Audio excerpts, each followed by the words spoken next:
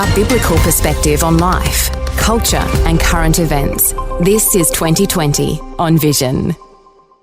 So there's a new initiative that's just started this month with an expectation of seeing God move in a powerful way at the local church level and in the lives of adults with intellectual disabilities. It's another opportunity today to talk about what churches are doing to support those with disabilities. Our special guest today leads the Jesus Club community that's expanded from the Illawarra to locations across Sydney and opportunities opening up both in Queensland and in Western Australia. And we're going to get an update over this hour on Jesus Clubs. These are communities for adults with intellectual disabilities to learn God's good news, to connect with others, to have fun, and in a loving and supportive environment. Josh Reid is back with us. Josh is the National Director with Jesus Club. Now, you might know Josh. He's been a film director. He directed the film 1500 Steps, which is described as a cross between Chariots of Fire and The Karate Kid. He's the writer of children's books and now building the base for Jesus Club's ministry. Josh Reid, a special welcome back to 2020. Great to be here, Neil. Thanks for the opportunity. You know, there's a colourful, wonderful resume in what you've done before all this, Josh. And before we get into communities praying, I'll talk to you about your own journey so far, because, you know, as we've been talking now for, I guess, must be 10 or 15 years, the journey yes. in the lead up to the release of 1500 Steps. There's been amazing things. You've been managing Christian radio stations, and give us a little insight in that journey, preparing you to work with people now who have intellectual disabilities. Give us a little insight here. It's been a long journey, Neil, and I think something that has happened to me over the years. I've really been working and leading Christian ministries for about 30 years. So yes, I'm that old. Not that people can see me, but and I tried to get into I did an MBA some years ago. I wanted to get into the corporate space or the government space, and, no doors opened up for me, like just nothing. And I ended up going, well, I think God just wants me to work for him directly. We all work for God, of course, but, and I just felt like, well, maybe I just need to use these skills and this new education that I've got to actually help Christian ministries get organised, get their systems into place, be entrepreneurial, not in my own business, but in actually helping godly Christian ministries that evangelize and disciple people, helping them actually get organised, adhere to some systems and standards, and help them grow. Because your application of those gifts is working. I mean, when we first started talking about Jesus Clubs, I think you maybe had one or two going. How far has the opportunities there for churches doing something for people in their communities with intellectual disabilities? How many Jesus Clubs are there? There's about 30 all up at the moment. A couple of them are on pause, but that also includes 3 in Singapore. And we've got them. It's fairly heavy around Sydney. There's a couple in the Illawarra, in Wollongong and Shell Harbour areas. There's one in Tasmania, in a place called Wynyard, which is not the Sydney Wynyard for any Sydney-siders listening, but a town called Wynyard in the north of Tasmania. And we have current conversations with people in Port Macquarie, New South Wales, the Gold Coast area in Queensland, Melbourne, South Australia, and Perth as well right now. Let me take you to your thoughts about, and this is what attracted my attention, and I thought I just need to get Josh on for an update on what's going on with Jesus Clubs, because you've started an online prayer meeting, and with 30 Jesus Clubs and so many more, a wonderful focal point. But really, when we have a prayer meeting, we're actually submitting our work to the Lord.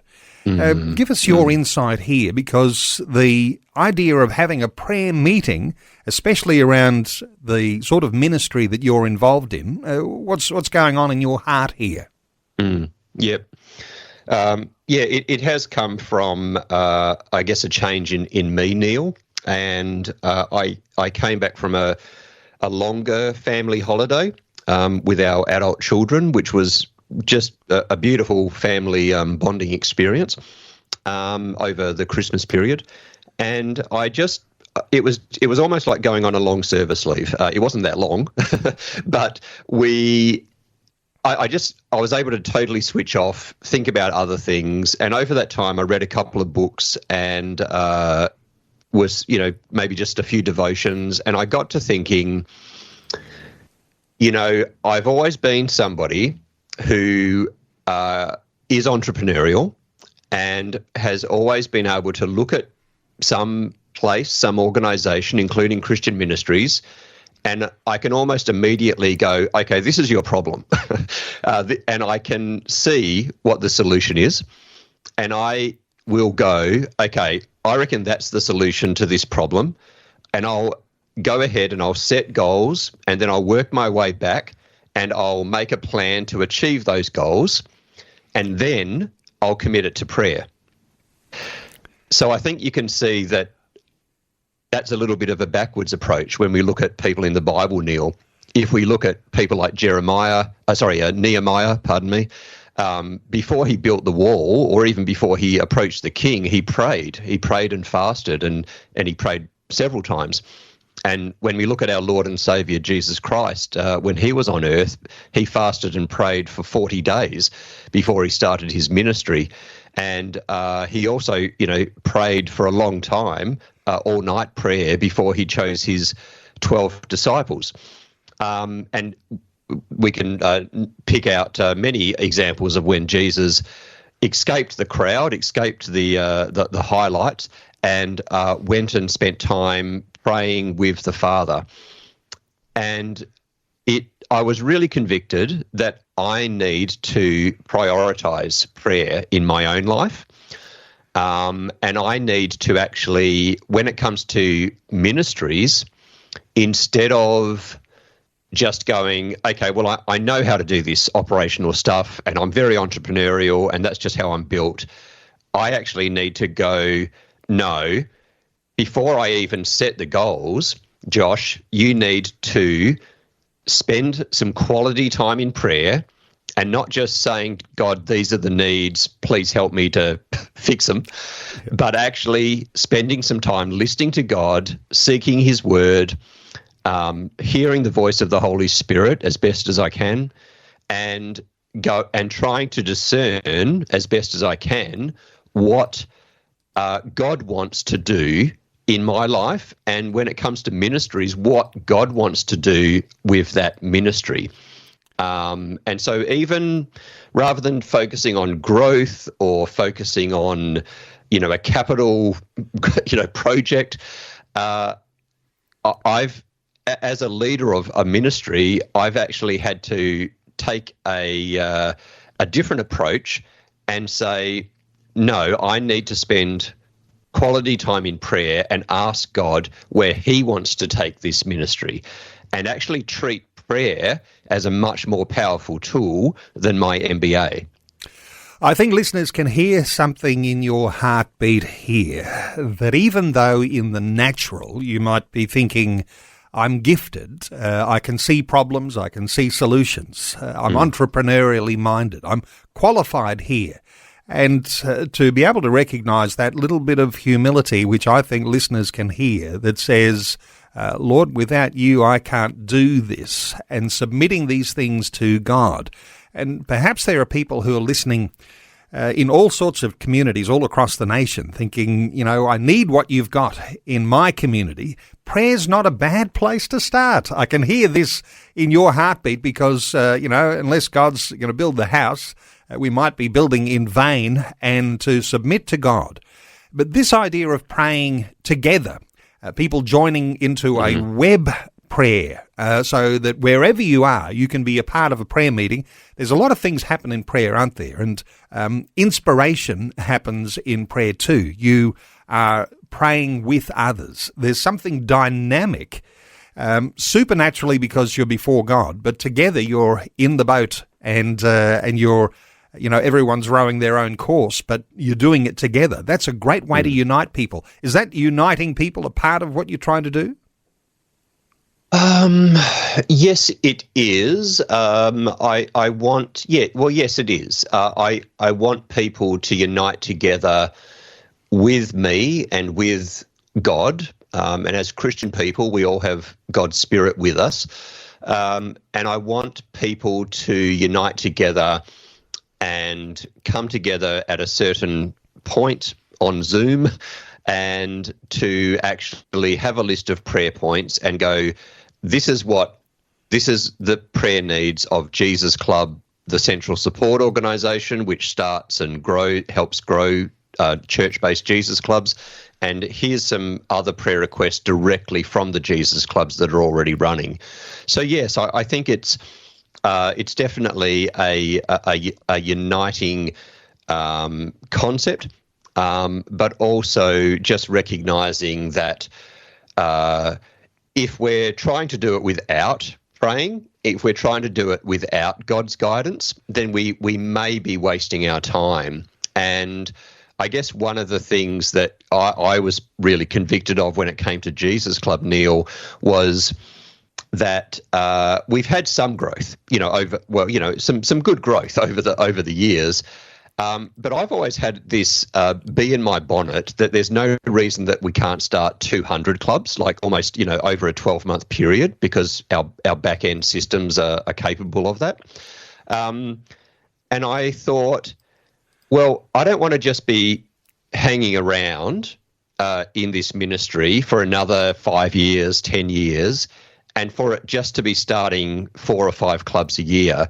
If I really want to see God move in this ministry or any ministry that I'm involved in, I think I need to get up early in the morning, that's how I do it, and spend time in prayer, praying for this ministry as well as other topics.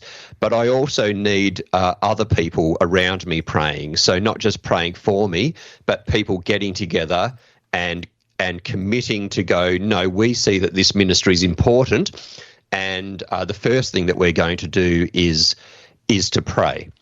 Helping you make sense of life, culture and current events from a biblical perspective.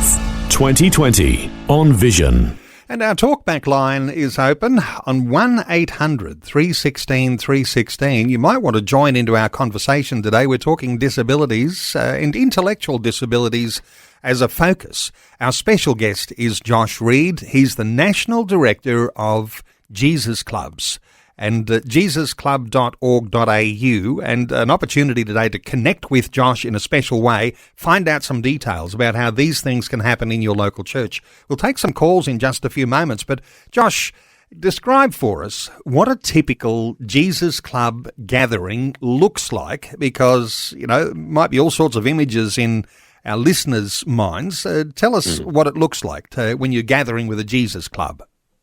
Well, the first thing to say is that all Jesus Clubs are church-based, because there's been other models over the years where people just start a group, and they're Christians that start a group for people with intellectual disabilities, and they might hire a church hall, but it was never connected to the church. Whereas Jesus Club is about belonging, and including people with disabilities in the local church community. So all of our clubs are church-based.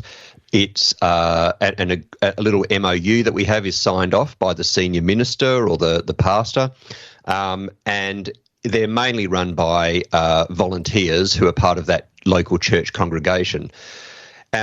We usually, a club meeting takes place once a fortnight, although some do meet weekly nowadays. Usually it's on a weekday night, but some are now on a Sunday afternoon or a Saturday morning.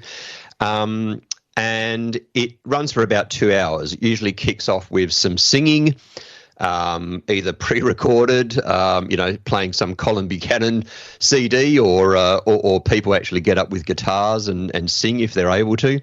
Often at Jesus clubs there are, like shakers, like castanets and tambourines that are handed out to all the Jesus Club members, the members of the people with intellectual disabilities, and they have a great time singing and praising God. And then one of the volunteer leaders will get up and do a Bible talk, which we provide a script for if they want to use that. And then it goes into a buddy group, we call it, which is kind of like a mini Bible study where we provide worksheets which have pictures that are adult, appropriate. By saying that, I mean that we don't have pictures of children doing things in the worksheets, because Jesus Club is generally for adults or older teens, and we want to treat them as such.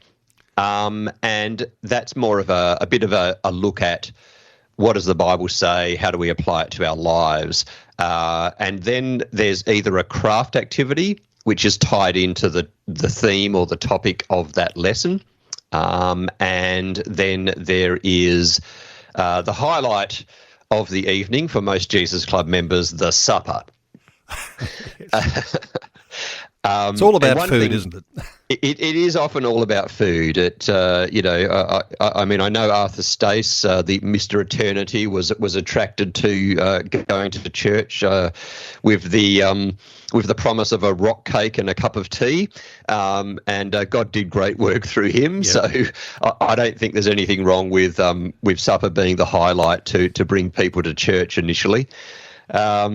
But yeah, we are a gospel mission. The whole purpose of a Jesus Club program is to present the gospel message in a way that adults with intellectual disabilities can understand, recognise and accept. And when I say accept, I mean accept in their own way, because often we rely too much on being verbal in the church, where we go, well, how do we know that person's a Christian? Well, let's ask them some in-depth questions and see if they're theologically correct or if they actually say Jesus is Lord. But what happens if you have an intellectual disability and you're non-verbal? So we present the gospel to people. We let the Holy Spirit work, and we observe, and we trust that through different little things that we see. For example, one young man, there was a whiteboard up there with God's family and my family on the board, and he got up and wrote his name on the side that said God's family. Yeah. Which is, a beautiful way that that somebody who doesn't use words and doesn't think like you and I do, to actually get up and go, no, I know Jesus, and I'm going to live forever with King Jesus. A beautiful illustration of the heart of those who are serving those people with intellectual disabilities, and just to draw alongside. And while a lot of people have difficulty communicating with people who have an intellectual disability, not everybody has that difficulty. And those people with that compassionate heart, who just want to roll up their sleeves and just enjoy the beautiful company of people who have intellectual disability, that is actually quite an amazing thing. And there are listeners right now, no doubt, who have that gift, a real gift, and sometimes they're attracted to be a part of a caring community like Jesus Clubs. Let's see if we can squeeze in a couple of calls here before the news. Gay is on the Gold Coast in Queensland. Hello, Gay. Welcome. Hi, Neil. Thanks for the opportunity to pop in and say hello. A pleasure. What are your thoughts, Gay? Yeah, so look, Josh, as a mum of a 24-year-old with an intellectual disability, firstly, I'd just like to say thank you. This is just incredible. You know, I mean, the journey, I guess, for me as a Christian has always had to factor in whether or not I could take my daughter along to, you know, a service. And we're at the point now where I go on my own, and she has a carer who takes care of her. And I want her, obviously, as every family that I know that has a child with a disability, they're in the same position. But particularly for those of us that are single parents, it's either we go or we don't. If they don't want to go, we don't go.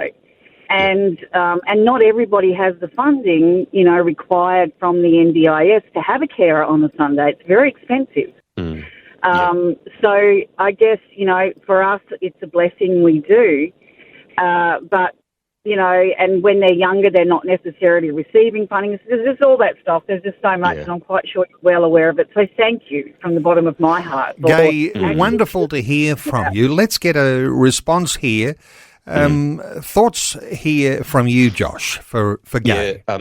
Sorry, Gay. Thanks so much for calling in.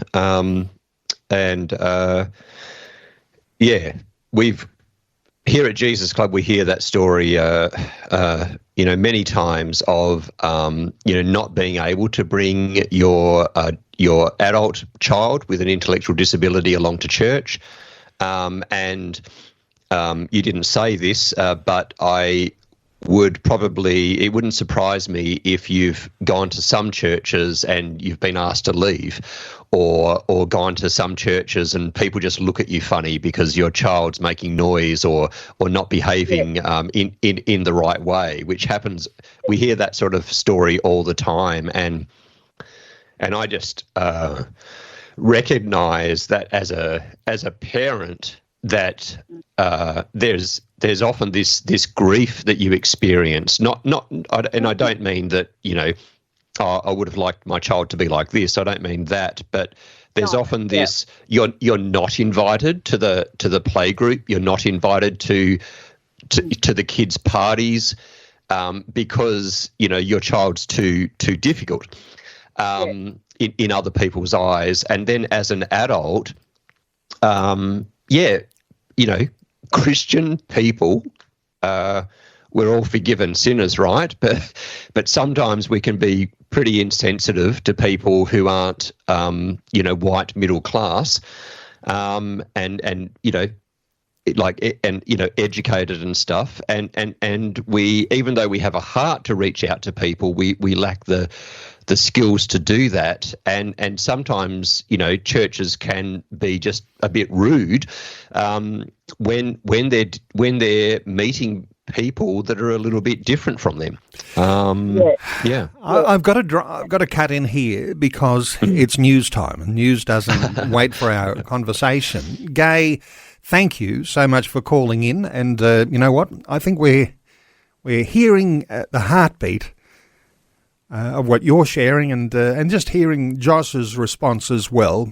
Just wonderful to hear from you, Gay. Thank you so much for your call, and just keep listening, because we might be able to talk about how the possibilities of something happening on the Gold Coast in your community. Let's take another call. Anne is waiting very patiently in Labrador. Hi, Anne. Welcome. Hi, how are you? I just want to let you know that I grew up with, my sister was intellectually handicapped. So I grew up with a sister that was. So she used to go to the opportunity school, and she learned. Anne, have we got you? Anne, something has dropped out. Let's talk about Anne for a moment here, Josh, because growing up with a sister with an intellectual disability, they used to call those opportunity schools and special schools and all sorts of things like that, where people would go. I didn't quite catch where Anne was going with that. Are you with us, Anne? No, yes, something. I'm Oh, here. yes, you are. Yes, sorry, you dropped out there for a moment. Just quickly, finish your story. You grew up with a sister with an intellectual disability. What were you about to say? Well, also the fact is that now she's in care. She's old. She's over 70 now, and I'm 70. But what it was the fact that Mum found it hard because there was nothing really available at the time, especially when she left the school. So it was a bit difficult for her to catch on and do sort of different things. So she had stayed mainly home for Mum. But one day there was a nursing home that Mum was working at, and she was able to go there, and she did cleaning up of the cutlery and stuff. So the owner of the nursing home was kindly able to. So Mum was able to go to work there at the time as well. So that was another thing that she was able to do as well. So it was hard growing up, especially when there was nothing available. I think, Anne, when you say Mum found it hard because there was no support, couldn't find somewhere that could be helpful. Let me bring Josh in here. Josh, as you're hearing Anne's heartbeat here, is this still the story that people are telling? Now, have I got you, Josh? Sorry. Hi, Neil. That's all right. Okay, so we're just fiddling around with our equipment here. Just for our listeners, during the news, I turned my microphone down so I could blow my nose. So just being completely transparent with everybody across the nation. Okay, it's live radio. Sometimes we're a little bit sensitive to things, but let's just enjoy it and go with the flow. You can hear what Anne is sharing here. What are your thoughts for Anne? Sure, Anne. Look, as we know, these days there is a lot more support, the NDIS funding, and there are different programs. There's Special Olympics, there's acting and art groups for people with intellectual disabilities. But as is often the case, sadly, the church is often quite behind with getting on board with what. Even though we have an awareness of disability, particularly intellectual disability in Australia, like quite a good awareness and lots of advertising and lots of TV shows. But as the church, as the whole, even though we as ministers and pastors and people in the church, we definitely have a desire to connect with all people groups, but including people with intellectual disabilities. We often lack the know-how or a template to actually go, but how do I actually start? And that's what Jesus Club is all about. It's a simple way to start a disability ministry that's church-based, that's run in the church, that's about people with and without intellectual disabilities worshipping God together. Anne, anything further to add? No, just the fact that now she's in care and she does go out and do stuff, but now she's getting on. It's a bit difficult because she's slowing down. So, but other than that, it was good because she even travelled over to Singapore and went to Singapore once over there, and she's travelled other places that they've taken her to. So that's been really good for her, Yeah. Wonderful to hear from you, Anne. Really appreciate your call. Our talkback line is open on 1-800-316-316, 1-800-316-316.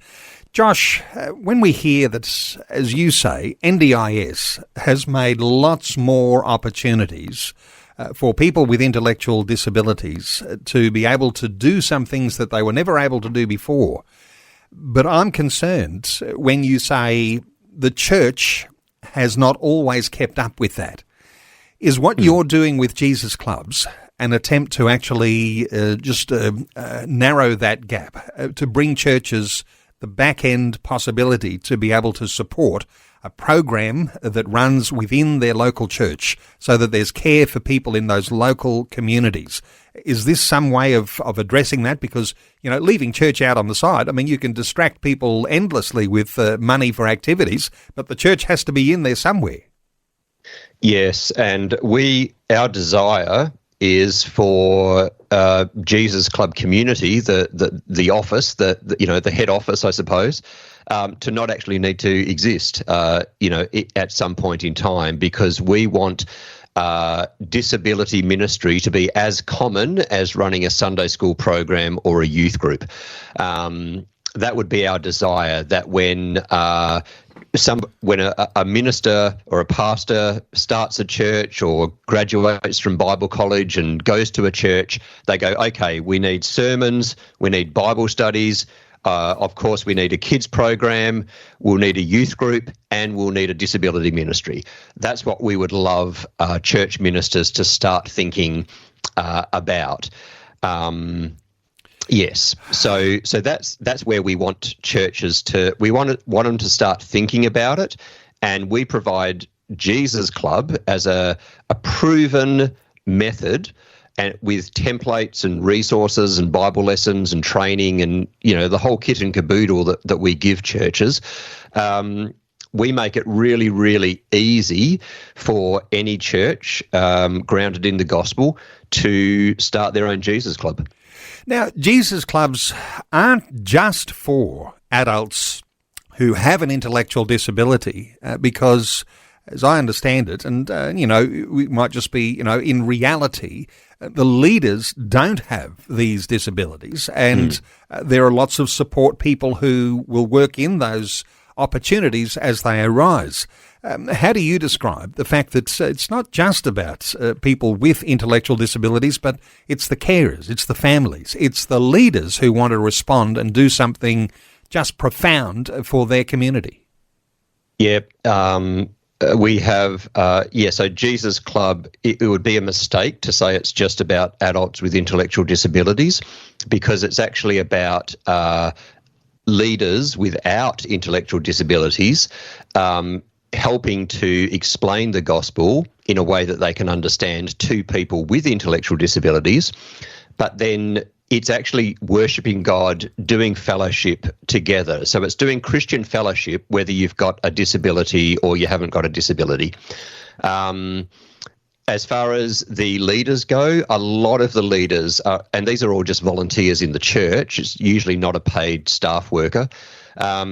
A lot of the leaders tell us that even though they work all day and then they go and lead the Jesus Club, or even though they get, that it feels a bit exhausting sometimes, when they go to the Jesus Club, God just does something in them. They feel energized. They feel, one said, I think in the prayer meeting, they just feel alive.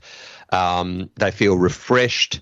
And one guy has said to me a couple of times that he just recognizes, as the leader of a Jesus Club, that it's actually also not just about teaching the gospel and discipling people with intellectual disabilities, but it's about the work that God is doing in him as a volunteer leader.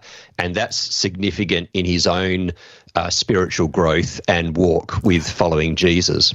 So God does a work in individuals who connect themselves here, who are into a ministry which is not about tolerating people with an intellectual disability, but intentionally immersing yourself in the ministry role to be able to serve and to be able to bring this gospel message. Really, really powerful stuff. If I was asking you about statistics, and we don't want to get bogged down in all of this, but as I understand it, there are more than 300,000 Australians with an intellectual disability. Is that number outdated? Have you got, is it in your mind about the number of people right around the nation who suffer with an intellectual disability?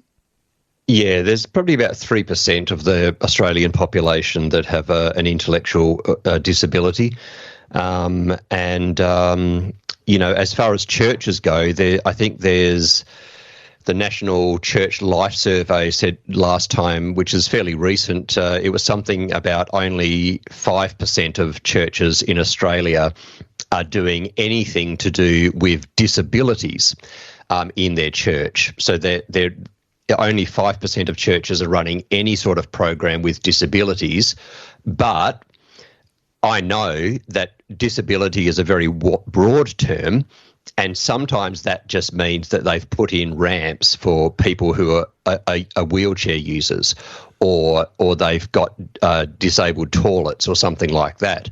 And that statistic would be a lot of a lesser percent if we are talking about churches that are reaching people with intellectual disabilities. So it's a significant, call to the church to go, well, if I want to reach this people group, people with intellectual disabilities, if I want my current congregation to soften their hearts, to be full of grace and compassion and patience, then maybe Jesus Club is a great way to grow my congregation that I've currently got, and to tap into all the NDIS, all the group homes, all the other programs that adults with intellectual disabilities are going to, and say, hey, if there's people out here in the community that are interested in church, or they've been raised a Christian, or they want to find out more about Jesus, why don't they come to this program? And Neil, before I forget again, one significant thing that members will often remark, that's the adults with intellectual disabilities, about Jesus Club leaders, is that everyone else in their life, besides their parents, if it's a carer, if it's somebody running a program, if it's somebody looking after them in a group home, if it's somebody that comes in and helps prepare a meal for them, all those people are paid. And people, they know that. They know that all these people are paid to be there. Whereas Jesus Club, it often dawns on them that, wait, you guys are doing this for free. You're volunteers. You don't get NDIS funding, which we don't because we're evangelical. So that's a big that's a significant revelation. There's love and there's compassion and there's something driving the heart of the believer to do something without the compulsion of being paid to do it. And this is, I know that people can see through facades. You're just being paid to like me. Well, that's not happening in the Jesus Clubs. Let's take some more calls. Lucy is in Sydney. Hi, Lucy. Welcome. Hi. I'm just calling to discuss my my experience with Jesus Club. I have an adult son who has both an intellectual and a physical disability. Oh, yes. And we didn't know about Jesus Club, but a lovely man from our local church, from the church we attend, let us know about Jesus Club that was just a few suburbs away. And he volunteered to pick up my son and take him there and bring him home. It was once a week on a Thursday evening. And I'm just so grateful for that. Wonderful. Which church was that Jesus Club at? At Janelli. Anglican. Oh, Janelli. Yeah, that's a great club. Yes. Yeah. Unfortunately, my son got into an altercation with someone else and refused to go back after a while. But while he was there, it was wonderful because I could see the love that was coming from the volunteers. And the program they put on was great. They did a little play. My son loves being involved in drama groups and all that sort of thing. They put on a little play about Lazarus, and my son was the star, actor in it. And I've got a photo of him with bandages all around him playing Lazarus on the stage. So it was great for him. It's unfortunate he wouldn't go back. But yes, it was, I really appreciated Lucy, wonderful insight here. And, we might all be captivated by the fact that, hey, this is not easy. There are going to be altercations from time to time too. And there's all the ups and downs. No doubt it's an emotional experience that's happening too in Jesus Clubs. But Josh, your thoughts on the fact that it's not actually always going to be easy, but you try to create an environment where you have this opportunity and drama and all sorts of things like that as part of it. Yeah, absolutely. It's our purpose of Jesus Club is the purpose that any ministry should have. Our key purpose, our key outcomes that we want is to tell people about Jesus so they can be friends with him forever, and to encourage them to faithfully follow Jesus in their life. And And yes, there can be difficult situations at Jesus Club, but I think anybody would have to admit that they don't get along with everybody in their own church as it is, and that's just normal life. But through not getting along with people or through having altercations, we actually learn to trust God more, let go of some bitterness, whatever we have in our life, and let God in more. So I guess that would be my hope for your son, and also the hope for all people who know Christ, that they would let go of the things that they want to do and the things that they, say who they are, and let God say who they are, and let God into their life more. One thing that we are doing, though, because we do get more and more complicated problems at Jesus Club, it's not all smooth sailing, but it is a wonderful program to run and easy to start, like I said. But because we're in a time and a place where we're getting more and more hot topics and difficult things that clubs are needing to deal with, we hope to employ a club mentor very soon, who will actually go and visit the clubs regularly, support and encourage the leaders of those Jesus clubs, talk to the ministers as well, and really just try to go, okay, what are the issues? And then that club mentor will go back and devise training, but the training will all be driven from what's actually happening on the ground at the Jesus clubs. Lucy, Yes. anything further to add? Just that, my son having an intellectual disability, even though he's been raised in a Christian home, it was difficult to reason with him that he needed to forgive the other guy who also had an intellectual disability, and that they could talk it out or work it out. So it was difficult to reason there, but the time he went, he thoroughly enjoyed it, and I'm just so grateful for the guy that offered to take him. Wonderful stuff. Lucy, thank you so much for your call.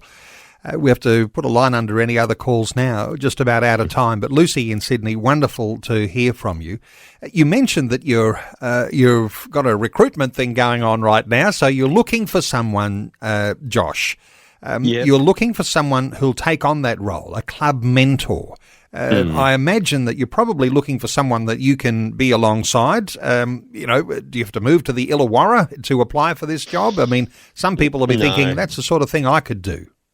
Yeah, I'd encourage anybody to, contact us if they're interested in that role. We are still actively looking. We haven't advertised it as such, like on the job ads websites yet, but we are. We have had interest from quite a few people, and this role is somebody who has a heart for intellectual disabilities, people for a heart for vulnerable people, a heart for outsiders. Somebody like Jesus would be great. But somebody to come in and encourage and equip the volunteer leaders in local churches that run our flagship program, Jesus Club, and to, help essentially it's disciples making disciples. So the mentor's job will be to equip the disciples who are leading the Jesus clubs so that they can minister more effectively to the members of Jesus Club who have intellectual disabilities. And let me come back to the thing we started talking about early in our conversation. You're firing up a monthly online prayer gathering so that Jesus clubs, no matter where they might be, from the capital cities to the remotest of communities where there are some people who are wanting to be involved with Jesus clubs, and you said you could probably start 200 of these because the back end is all in place. That prayer meeting may well be the best place for listeners to start if there's some people with intellectual disability in their local church. Connecting with you there, jesusclub.org.au. When's the prayer meeting on, Josh? It's once a month. I think we made it on a Wednesday night at this stage, on looks like the third Wednesday of the month. Okay, third Wednesday of the month, but to find out about the next prayer meeting, just go to the jesusclub.org.au website.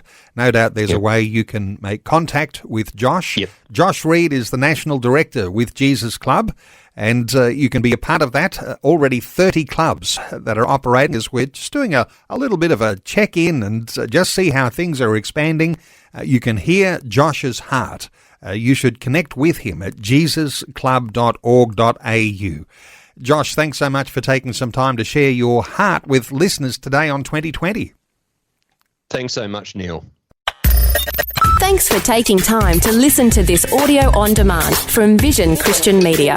To find out more about us, go to vision.org.au.